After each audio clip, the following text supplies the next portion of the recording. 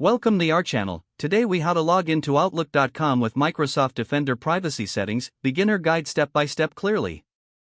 To log into Outlook.com with Microsoft Defender privacy settings, start by opening your preferred web browser. Type Outlook.com in the address bar and press enter. Once the Outlook homepage loads, look for the sign in button located at the top right corner of the page. Click on the sign in button to proceed to the login screen. Enter your email address associated with your Microsoft account in the provided field.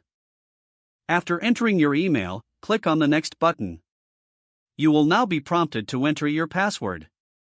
Fill in your password in the designated field and click on the Sign In button. After successfully logging in, you may be directed to a page regarding privacy settings. To manage your Microsoft Defender privacy settings, look for the Settings gear icon in the top right corner and click on it. In the Settings menu, select View All Outlook Settings at the bottom. From the left sidebar, choose Privacy and Data. Here, you can customize your Microsoft Defender privacy settings according to your preferences. Make sure to review options such as data collection and personalized ads. After making the necessary adjustments, be sure to save your changes. You can now continue using Outlook.com with your newly configured privacy settings. If you need to log out, click on your profile picture in the top right corner and select Sign Out.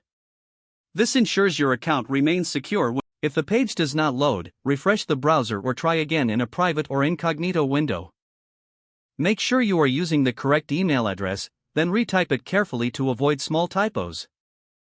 If your password is not accepted, use the reset option and create a new strong password you can remember. Check your spam folder for verification or security emails, then complete any requested confirmation steps. Enable two-factor authentication if available to improve account security and reduce unauthorized access risk. After signing in, review your profile details so your contact information and settings are accurate and current. If you see an error message, note it down and try again after restarting your device and internet connection. Log out when you finish, especially on shared devices, to keep your account and payment information secure. If the page does not load, refresh the browser or try again in a private or incognito window. Make sure you are using the correct email address, then retype it carefully to avoid small typos. If your password is not accepted, use the reset option and create a new strong password you can remember.